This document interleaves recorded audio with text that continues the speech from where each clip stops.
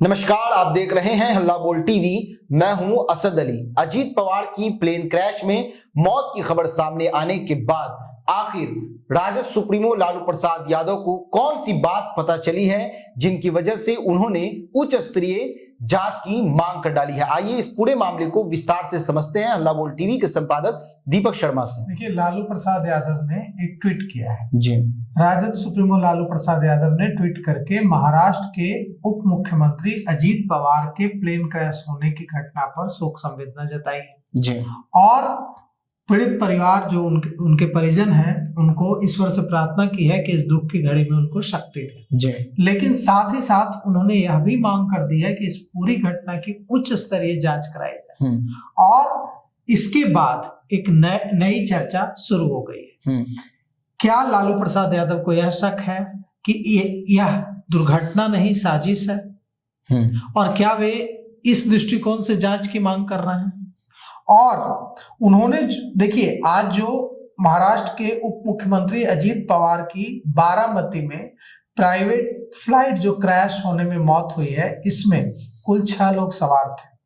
2 pilot, 2 निजी सहायक, 1 NCP कार्यकर्ता और कोई नहीं बचा है। सभी 6 लोगों की मौत हो गई है।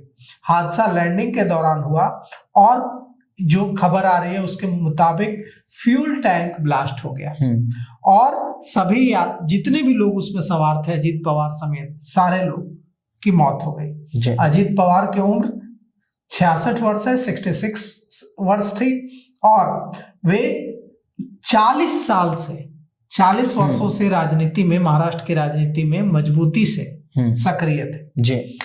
बारामती में जहां यह हादसा हुआ है, ये सुबह लगभग 8:10 पर उड़ान भरने के बाद लैंडिंग के समय यह क्रैश हुआ है बारामती में और कहा जा रहा है कि क्रैश होने की वजह फ्यूल टैंक का ब्लास्ट होना है। जी। इसमें जो लोग सवार थे वो कोई नहीं बचा है।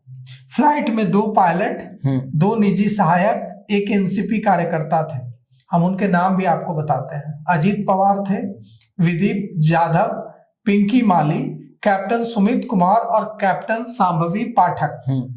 अधिकारियों ने बताया है कि ये जो प्लेन है ये बारामती एयरपोर्ट की सक्रिय एयर स्ट्रिप पर उतरने की कोशिश कर रहा था। जी। और सबसे बड़ी बात देखिए अली क्या है कि अजीत पवार कर चुके थे मांग कि ये जो बारामती का एयर स्ट्रिप है, बारामती की एयर स्ट्रिप को चौड़ा किए जाने की मांग वो उठा चुके थे।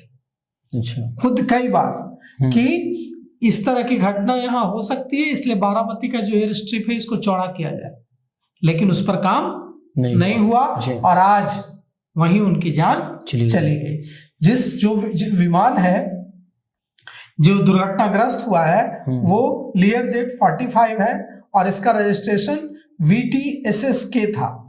ऑपरेटर जो है VSR था और वहां हादसे के बाद राहत और बचाव दल पहुंचा, लेकिन किसी को बचाया नहीं जा सका है।